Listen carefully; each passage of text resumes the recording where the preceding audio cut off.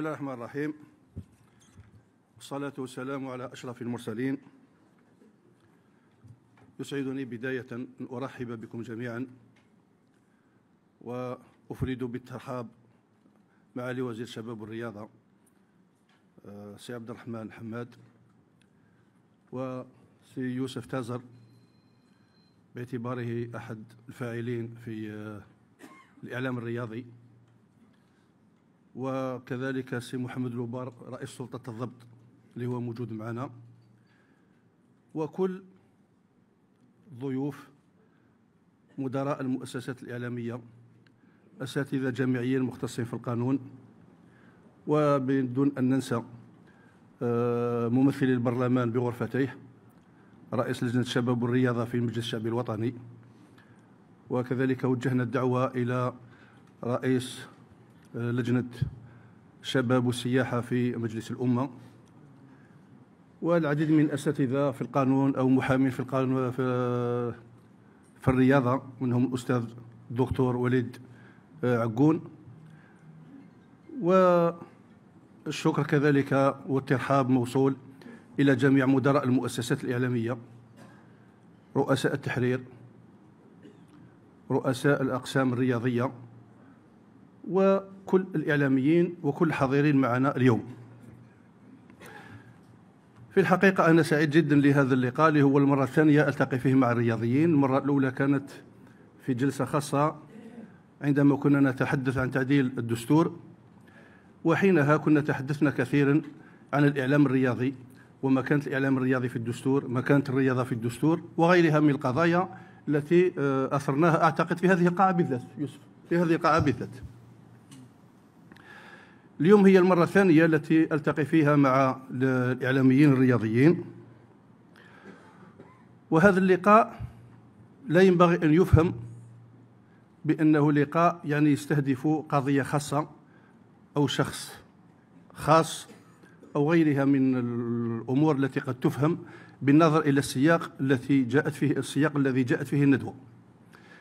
في الحقيقة أن هذه الندوة تأخرت كثيرا لأن السلطات العمومية التي أمثلها أنا اليوم يعني اهتمت بالإعلام السياسي، صحفيين سياسيين، الصحافة السياسية، الكتاب في الإعلام السياسي وغيرهم، ولكن الصحافة الرياضية تقريبا يعني تركت يعني بدون تأطير، بدون لفت نظر، بدون اهتمام وغيرها، وبقات شفنا يوميا صراعات وربما أحيانا خلافات ومتابعات قضائية بين الاتحاديات والصحفيين، بين الرياضيين والصحفيين، بين المدراء والصحفيين وغيرها يعني من الإشكالات التي تعرفونها. هذا اللقاء هو لقاء عادي في حقيقته، ونسبق لي قبل هذا اللقاء وخلال الأسبوع الماضي فقط أني التقيت مع مدراء المؤسسات أو القنوات التلفزيونية العامة والخاصة، وكنا تكلمنا بالتفصيل عن الشبكة البرامجية لشهر رمضان، لأنه رمضان الشهر الفضيل يعني هو تقريبا الشهر اللي العائلة تجتمع فيه أمام شاشة التلفزيون وتشترط ومن حقها يعني برامج تلفزيونية خاصة متماشية مع الشهر الفضيل بكل المواصفات التي تقتضيها البرامج الرمضانية. كذلك سبق لي وين التقيت مع مدير الإذاعة، مدير التلفزيون، مدير الهيئة الجزائرية للبث الإذاعي والتلفزيوني، وتكلمنا على كيفية تحسين وتطوير القنوات التلفزيونية الخاصة، كيف نرتقي بجمالية الصورة من الأسد إلى الأشد، والعديد من القضايا، الأقمار الصناعية المناسبة، المدارات المناسبة للإعلام الجزائري، بهدف أننا نبحث يعني عن السبل المثلى لتطوير الإعلام الوطني وتقويته وتمكينه من لعب الأدوار الأولى على الأقل في المحيط الإقليمي. بعد غد السبت إن شاء الله عندي لقاءين أيضا، سوف ألتقي مع مدراء الإذاعات أو محطات الإذاعات الجهوية، وفي نفس الوقت سوف نلتقي مع مدراء المحطات التلفزيونية. إذن هذه المعلومات هذه حتى لا تؤول هذه الندوة أو هذا اللقاء ويعطى أو يوجه في السياق غير السياق الذي أقصده. في نفس الوقت أرغب أنني أتحدث معكم على أننا الآن من الناحية الإعلامية في بيئة قانونية جديدة. لدينا قانون الإعلام أو القانون المنظم للإعلام اللي تسموه انتم القانون العضوي، اللي صدر في الجريدة الرسمية في أواخر أوت 2023. وأي قانون يصدر في الجريدة الرسمية يصبح مطبق عمليا بغض النظر عن صدور مراسم تطبيقية ولا ما صدرتش. قانون يصدر في الجريدة الرسمية يصبح مطبق. ومعنا رجال القانون هو الأستاذ وليد عقول معنا، كاين ولا تقول لي في الجوانب القانونية. مراد بوطاجين أيضا جاء، مراد كذلك هو محامي في المجال الرياضي. كذلك بالنسبة للصحافة المكتوبة والإلكترونية، القانون الخاص بالصحافة المكتوبة الورقية والإلكترونية صدر في 2 ديسمبر 2023. القانون السمعي البصري صدر في ديسمبر 23 في نفس الفترة تقريبا.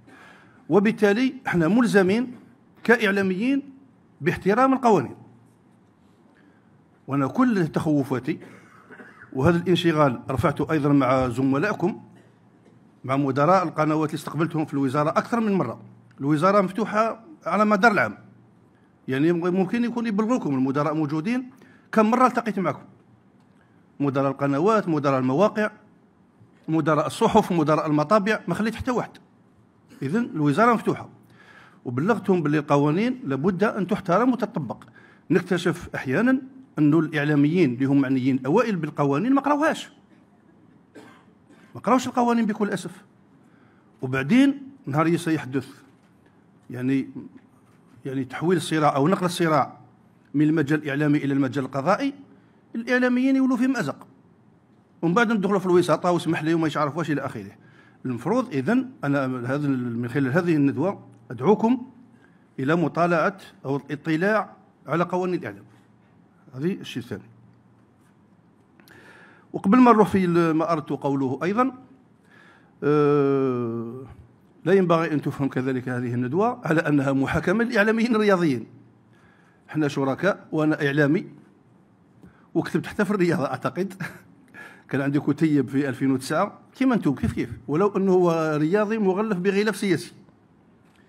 إذن الرياضة لأنها الرياضة شغل لجميع المواطنين، شيء طبيعي أن تحظى باهتمام النخبة مهما كانت النخبة. إذن قلت لابد كذلك أن نشكر الإعلاميين الرياضيين على المجهودات الجبارة اللي هم يبذلوها كغيرهم من الإعلاميين الجزائريين، سواء في الإعلام الاقتصادي أو الإعلام الفني أو الإعلام السياسي أو غيرها من التخصصات المعروفة، والإعلام الثقافي. إذن الإعلاميين الرياضيين يستحقون كل الشكر على المجهودات اللي يبذلوها، ويتكبدوا مشاق السفر إلى خارج الوطن لتغطية المباريات والنشاطات الرياضية المختلفة. إذن هذا جهد لابد أن يشكرون عليه. وفي نفس الوقت أن الإعلام الرياضي لديه العديد من الخصوصيات، نفهموا المشاكل اللي يعانيها الإعلاميين الرياضيين، ولكن رغم ذلك يبقى إعلام عنده مشاكل، عنده صعوبات، عنده تحديات. والصحافي قبل ما يولي صحفي هو عارف الأشياء هذه، قراها في الجامعة، قراها في المدارس، قراها في المعاهد، إذن هو يعرفها. إذن نشكركم على المجهودات اللي تبذلوها بشكل مستمر، سواء في تغطية البطولات الوطنية أو البطولات الإفريقية، آخرها البطولة التي لا زالت دائرة في كوت ديفوار، وكذلك بطولة كرة اليد في القاهرة. قلت قبل قليل أن هذا اللقاء طال، وكان مبرمج في الحقيقة، كنت مبرمجه، ولكن مش هذا هو وقته. الأحداث اللي صارت مؤخرا بعد إقصاء الجزائر من الدور الأول يعني في كأس إفريقيا، والتعامل الإعلامي مع القضية هو اللي خلاني يعني نتعجل بهذا اللقاء. علاه؟ لأني أنا شخصيا لاحظت، أنتم أنفسكم لاحظتوا، النواب هنا موجودين كل ما نروح للبرلمان يحكموني وحكموا الوزراء السابقين قبلي، المواطنين هم يكتبوا، لاحظوا أنه فيه ما يمكن تسميته بين مزدوجتين انفلات في الإعلام الرياضي، انفلات في المعالجة، انفلات في كثير من القضايا. ربما هذا الانفلات لديه مجموعة من الأسباب ممكن قابلة للنقاش. إذن هذا الانفلات ينجر عنه، أو قد ينجر إذا استمر، قد ينجر عنه خلق توتر اجتماعي. أنا نقول لكم بعيدا على كأس إفريقيا، مؤخرا نزلت البرلمان في إطار تسوية الميزانية الخاصة بقطاع الاتصال. لليوم سكان منطقة معينة، المجتمع المدني في منطقة معينة راه يطالب بحق الرد على قناة تلفزيونية. شعر باللي فيه إهانة غير معقول. الآن إلا فتحنا حق الرد لهذيك الولاية، راه التلفزيونات ما تفرقش من حق الرد. كل ولاية تجي دير حق الرد تاعها، كل مجتمع مدني تجي دير حق الرد، كل جمعية تجي دير حق الرد. ولأن التلفزيونات ماشي مصنوعة لهذا النوع من الردود، بخلاف الصحافة المكتوبة وربما والإلكترونية. إذن خاصة القنوات مدعوة إلى الالتزام أكثر من غيرها، يعني بأدبيات وأخلاقيات المهنة أكثر من غيرها. والمتدخلين سواء كانوا إعلاميين أو ضيوف معنيين يعني بضبط، على الأقل ضبط اللسان، يعني اختيار الكلمات، انتقاء الكلمات. راهي الكلمة تحيي وتميت، ومثل كلمة طيبة كشجرة طيبة، وأنتم تعرفون هذا. إذن غير معقول أن نقرأوها في القرآن صباح مساء وكي نجوا للميدان للتطبيق، وخاصة الإعلاميين، لأن الصحافة كلمة، والكلمة تحيي وتميت. إذن يتعين علينا انتقاء الكلمات. والإعلام سلاح. إذا سمحت لنفسك لأنك عندك سلاح الإعلام تقتل الناس، لازم تسمح للآخرين يقتلوك بالأدوات التي يمتلكونها. إذن هذه باش نقول لكم لليوم ننزل المجلس الشعبي الوطني، المجلس الأمة، النواب يعني متقلقين بشكل كبير من أداء وأساليب ممارسة الإعلام الرياضي. أحيانا وصلت الممارسة في الإعلام الرياضي أننا لدرجة ونقدر نقول أنه الأمن القومي ولا في خطر. ولاية ضد ولاية، مدينة ضد مدينة، وهذه الإعلام لعب دور سلبي. نهار تصيب في الصفحة الأولى اليوم ما تفلاش، غير معقول. وش اليوم ما تفلاش؟ خلات لعبة وانتهت. دينا كأس إفريقيا في 2019، ولينا ألمانيا في التطور والازدهار، وخرجنا في كوت ديفوار وما حناش كأس العالم. واش رانا؟ حتى حاجة. اللعبة تقعد لعبة. لازم نفرق بين اللعبة وبين المجتمع وبين العمل السياسي وبين التطور الاقتصادي والنمو والرفاه الاجتماعي لبلادنا. أما خسرنا في مباراة بين ناديين والله فريق وطني رجعوها قضية وطنية ونقصوا صباح مساء قلوب وعقول المواطنين ونحبط من المعنويات تاعهم، هذا من قومي مستهدف بشكل يعني ما فيش نقاش. إذن الإعلام الرياضي مدعو أنه يتنبه لمثل هذه القضايا ومثل هذه المعالجات. أحيانا الإعلام الرياضي كاد يتسبب في مشاكل دبلوماسية بين البلدان. الرياضة خليها رياضة، وانت مختص في الإعلام الرياضي ريح في الإعلام الرياضي.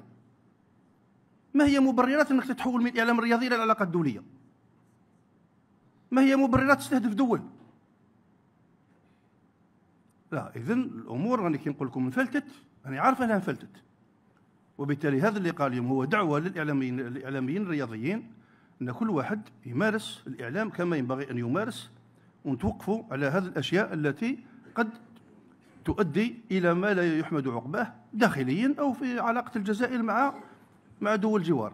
أنتم تبعتوا أنه خبر كاذب قريب ورط العلاقات بين الجزائر وموريتانيا، حتى دخلت النقابة الرياضية تاع سي يوسف تازر وين دارت رد، والحمد لله عادت الأمور إلى نصابها. إذا شوفوا الإعلام الرياضي واش قدر كيفاش تقدر يأثر على العلاقات الدولية ولا العلاقات السياسية. وأكيد أنكم تعرفوا كثير من القضايا السياسية في العالم يعني بدات رياضية وتحولت إلى سياسية وانتهت بحروب. راني عارف تعرفوها، انتهت بحروب. اذا ما نتمناش ان الاعلام الرياضي يوصلنا لهذه المرحله. حتى لنا تجربه في 2004 اعتقد، كانت كاس افريقيا 2004 في تونس، سي مراد والله في تونس.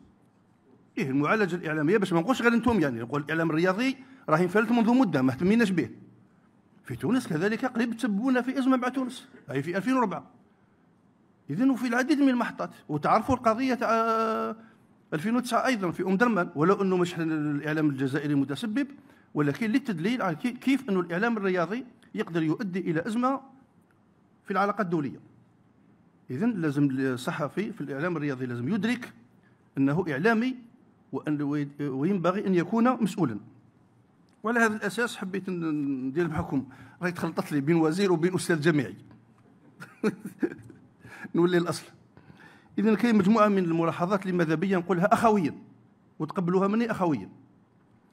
اولا الصحفي الرياضي او الصحفي في الاعلام الرياضي هو صحفي، هو صحفي ما ينساش روحه، تلقى تكوينا في الصحافه، يعرف الانواع الصحفيه، يعرف تقنيات الكتابه، يفرق بين الانواع الخبريه وانواع الراي، وراه الخبر وراه الراي، وراه قواعد كتابه الراي الى اخره. المفروض يعرف كل هذه الاشياء هذه، سينو ما بقاش صحفي. وقانون الاعلام الجديد هذا راه يميز بين الصحفي المحترف اللي مخرج من معهد الاعلام واللي 3 سنوات ممكن يدير بطاقه صحفي محترف، وبين صحفي اللي مش خرج معهد الاعلام لازم له 5 سنوات باه يدير بطاقه صحفي محترف، ولازم يتلقى تكوين في الصحافه. وهنا رايحين نطبقوها لانه ينص عليها القانون. اذا يتعين عليكم ان تاخذوا هذه القضايا، هذه المواد القانونيه بعين الاعتبار. الصحافه الرياضيه بكل اسف ما فيهاش تنويع في الانواع الرياضيه. ما شفناش روبورتاجات مهمه غير الاخبار وهذاك الجدل داخل الجدل بين 2 ولا بين 3. بينما الانواع الصحفيه كثيره عديده متعدده. ما شفناش دي بورتري على الرياضيين، على المدربين، على ربما حتى مشجعين. ما شفناش دي بورتري، يعني دي بورتري يعني بالمقاييس يعني نتكلم عليها. ما شفناش تحقيقات يعني راوتور. ما شفناش حتى ديزانترفيو. ما شفناش ديزانترفيو محترمه تخضع لقواعد الاداء الاعلامي تاع 26 دقيقه ولا 52 دقيقه ولا او نصف صفحه او غيرها. ما كاش. الاعلام الرياضي قاعد تقريبا حديث سي كلام كاي كلام، بينما لا، الاعلام هو اعلام مثل الاعلام الرياضي كما الاعلام السياسي، الاعلام الثقافي، عنده ادوات، عنده اليات، عنده اساليب. اذن هي تنطبق على جميع الانواع الاعلاميه. كذلك نقول أن الصحفي مسؤول عما يكتب في الإعلام الرياضي ولا في غيرها. تتحمل مسؤوليتك أمام القانون، أمام المجتمع، أمام ربي سبحانه، تحمل مسؤوليتك لما تقوله. وهذا هو اللي يفرق بين الإعلامي أو الصحفي وبين ما يسمى بالمواطن الصحفي، راك كيف يسميوه. الصحفي مسؤول. علاه مسؤول؟ لأنه التكوين اللي تلقاه يلزمه باش يتأكد من صحة الخبر قبل نشره. بعض قوانين الإعلام في بعض دول العالم تحتم على الصحفي أنه يتأكد من مصدر الخبر من مصدرين. مش سمعت كلمة تروح تنشرها تجري قال ديت سكوب، هذه مش صحافة. هذه باش تنشر خبر لازم تتأكد من المصدر تاعو، وهذه الحكاية ينص عليها القانون الحالي بوضوح. زيد قد يكون الخبر صحيحا، ولكن المعلومات اللي داخل الخبر قد تكون خاطئة. إذن لا نتأكد من صحة الخبر فقط، ولكن أيضا من صحة المعلومات. قد تقول لي يعني مثلا قال المباراة في ملعب 5 جويلية جرات أمس ومش عارف وانتهت بفوز فريق الفلاني على الفريق الفلاني. هذا خبر. ومن بعد تقول لي الحضور اللي كانوا حاضرين تقول لي 70,000. هذه معلومة قد تكون خاطئة، لازم نتأكد منها أيضا. ومن بعد تقول لي صارت مناوشات و20 جريح. هذه معلومة لازم نتأكد منها. وشكون اللي قال لك بلي 20 جريح؟ شفت طبيب، شفت الحماية المدنية، راح تبعثهم في السبيطار، شكون اللي قال لك؟ والله هكذا زرع برك، زرع وما دخلك فتنة بين النادي الفلاني والنادي الفلاني. وهذا اللي راه صاير. إذا الخبر يكون صحيح، المشادات صرات وشفناها، ولكن المعلومات تاع الجرحى وما عارف واش قد تكون خاطئة، وبعدين وراه مصدر الخبر تاعك؟ تنشر خبر معلومة بدون مصدر، هذا مابقاش إعلام، حديث مقاهي. إذن حبيت نقول الكلام هذا أنه الناس تفهم أنه الصحافة علم. زيد سيفري، أنا صحافي، أنا إعلامي رياضي، نعرف الجوار الفلاني صاحبي، نعرف المدرب الفلاني صاحبي، ولكن نبقى أنا صحفي، هو مدرب. لا ينبغي علينا أن نثق في مصدر الخبر مهما كان. علاه؟ يقدر متأثر بهزيمة يطيح يسب لك في الأربيتر، ومن بعد تروح للعدالة مع الأربيتر، شو راح تقول له؟ إذن مصدر الخبر ينفو با الواحد يثق فيه. سمعت المدرب، زيد روح سمع الطرف واحد آخر، نهار تتأكد انشر على روحك. ولكن تروح ضحية مصدر واحد للخبر، وخاصة في الرياضة المدرب يكون متأثر بالنتيجة، يمسح الموس في الأربيتر، في الدنيا كل يمسح الموس. إذن مصادر الخبر ما لازمش نثقوا فيها على الإطلاق، وهذا اللي راه صاير بكل أسف. الصحفي ما يتأكدش من مصدر الخبر، ما يتأكدش من المعلومة.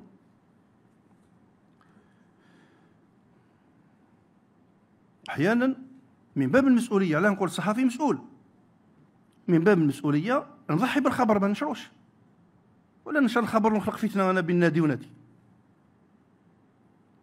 يقول لك عندي سكوب، يوم بعد عندك سكوب خلات، كي تنشر واش راح تولي انت؟ تولي واشنطن بوست ولا واش؟ عندك سكوب إذا شفتو يأثر على النسيج الاجتماعي ما تنشروش.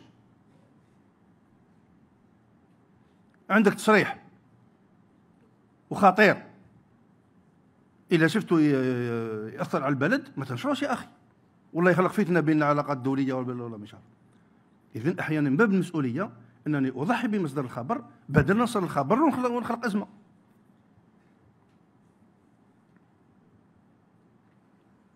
ملاحظة أخرى أنه بعض المقابلات اللي تندار سواء في الصحافة الورقية والإلكترونية والإعلام التلفزيوني أو الإذاعي، لا نشعر أنه فيه تحضير للمقابلة، نقصد الانترفيو. ما نشعرش أنه الصحفي يوجد روحه يجي داخل هكذا، ما كان حتى تحضير. لازم تحضير، لازم تحضير الأسئلة.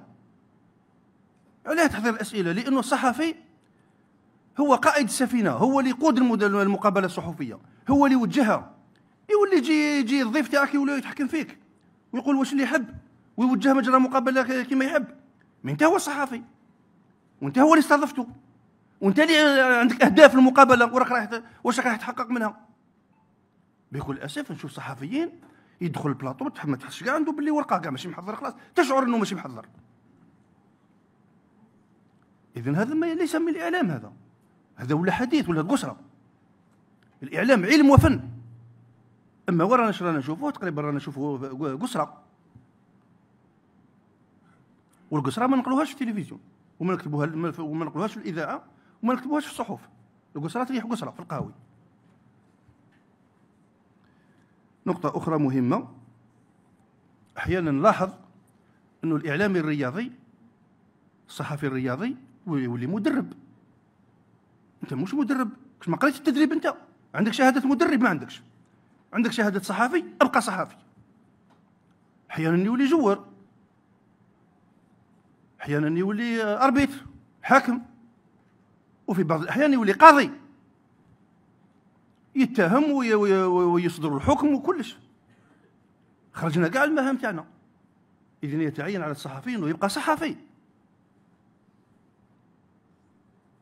ثم الصحفي ملزم باحترام أخلاقيات المهنة، بلا ما نقول أشياء واحدة أخرى.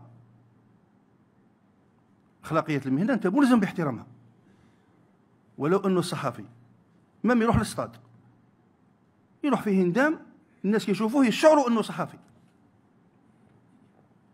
ماشي مشجع. الصحفي ليس مشجع، ومن بعد يولي يدافع على الفريق اللي يشجعه اللي يحبه. الفريق اللي تحبه حبه في قلبك، بس أنا تكون صحفي لازم تكون صحفي محايد. بكل أسف نشوف الصحفي يدافع عن النادي تاعو ظلما، وراي الصحافه هذا.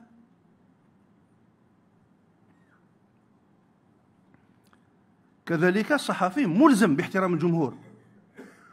الجمهور اعطانا كلش، اعطى لك الحب، اعطى لك التقدير، اعطى لك وقته يجي يشوف البرنامج تاعك، اعطى لك دراهمه يشري الجريده تاعك، والله يخلص الانترنت باش يشوف الموقع الالكتروني تاعك.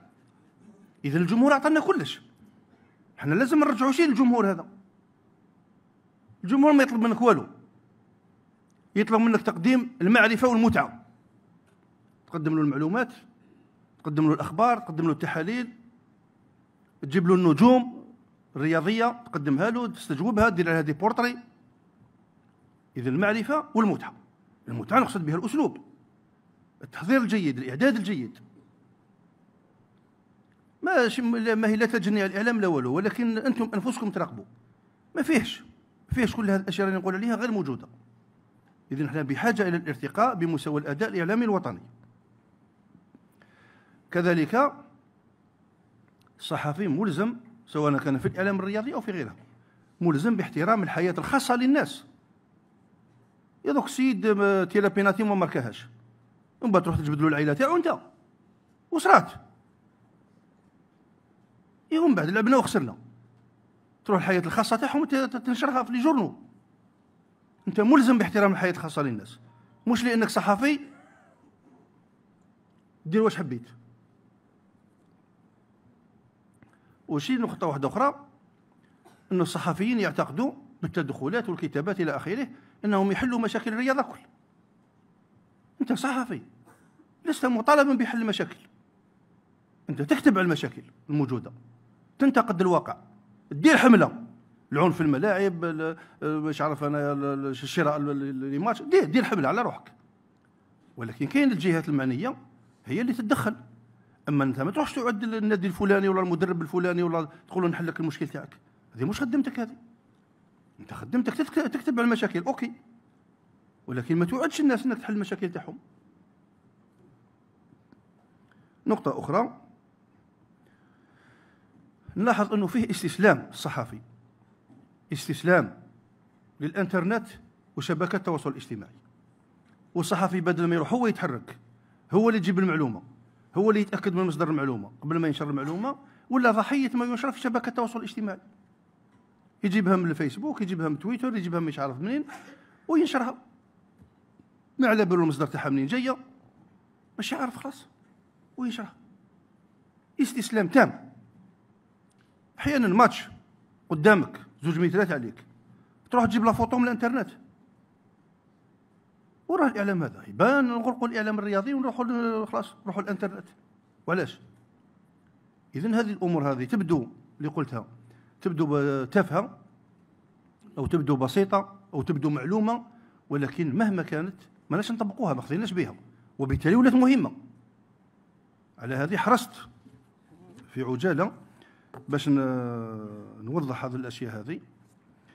الان الشق الثاني اللي ماذا بيا نوضحه، ولو انه راني بديت به، وقلت لكم القوانين صدرت وانتم معنيين بالاطلاع عليها وتطبيقها. أنا أشير مثلا فقط المادة الثالثة من القانون العضوي للإعلام أو القانون المنظم للإعلام. المادة الثالثة تحدد لك مجموعة من المواصفات. الصحفي ملزم أنه يلتزم بها.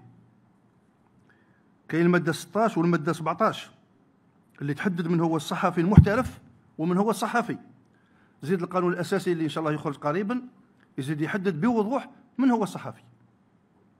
الصحفي ليس مواطنا عاديا، ليس مشجعا، لا مدربا ولا لاعبا ولا قاضيا. إذن الصحفي عنده المواصفات تاعو. إذن أدعوكم لقراءة تحديدا هذه المواد، لأنه فيه مواد أخرى تخص مدراء المؤسسات الإعلامية، فيه مواد أخرى تخص السلطات المنظمة، سلطات الضبط وغيرها، ولكن فيه بعض المواد تستهدف الصحفي في حد ذاته. من بينها أنها تنص على حيازة شهادة في التعليم العالي زائد 3 سنوات خبرة حتى تقدر تدي في المستقبل بطاقة صحفي محترف. الآن يعني بكل أسف من غير المعقول أنه نفتح الباب لكل من هب ودب أنه يكتب ويدير ندوه ويدير طابل روند ويدير مانيش عارف انا انترفيو، وتلقاه يجري في السطاد يدير لي كوفرتير، هو ما عندوش شهاده جامعيه.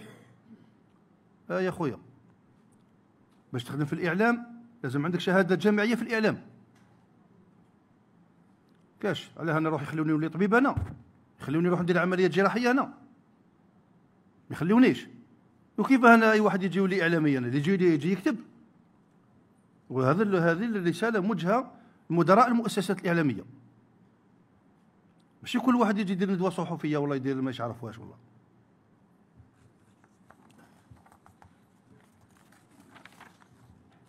كذلك الماده 20 تلزم الصحفي التدقيق في المعلومه، ما تنشرش اي حاجه تجيك، التحقق من مصدرها. ومن بعد المعلومه تقدر تكون صحيحه ولكن مصدرها يقدر يكون واحد من الخصوم من الاعداء، ومن بعد انت تولي تسال علاه يخرج المعلومه هذه. عنده نيه وعنده هدف. اذا التدقيق في المعلومه، التحقق من مصدرها، التحقق من مصداقيتها، التحقق من صحتها الى اخره. وهذه من الماده 20 يعني تلزم الصحفي بهذا. اذا غدوه الصحفي ينشر معلومه يولي تكون خاطئه ولا تكون ناقصه ولا تكون مضلله ولا تكون ما يعرف واش، هو يلقى نفسه تحت طائله القانون. الماده 35 من القانون العضوي والماده 32 من قانون السمع البصري ننصحكم تطلعوا عليها يعني بدقه. تتكلم على القضايا التي ينبغي على الصحفي ان يتحلى بها وتتعلق باداب واخلاقيات المهنه، تاع الكراهيه، تاع الخطاب الكراهيه، اسمه بث الفتنه وغيرها وغيرها وغيرها وغيرها. انا ننصحكم، كاين كثير ما نحبش نقراها، موجوده اذا حبيتوا نقراها لكم ما عنديش مشكل، ولكن ننصحكم باش تقراوها. اذا في المختصر هذه هي الجوله السريعه اللي حبيت نديرها معكم. هي جلسه اخويه، جلسه وديه. نتمنى انه الساده الاعلاميين في الإعلام الرياضي، مدراء المؤسسات الإعلامية بصفة عامة، أن تؤخذ بها. عندنا قوانين جديدة يتعين علينا أن نلتزم بها. والرياضة تريح رياضة، هي ترفيه على المجتمع ومش لا نهاية العالم ولا راح تحولنا نحن إلى أقوى دولة. الرياضة تبقى رياضة، تبقى لعبة. إذا شكرا لكم والسلام عليكم.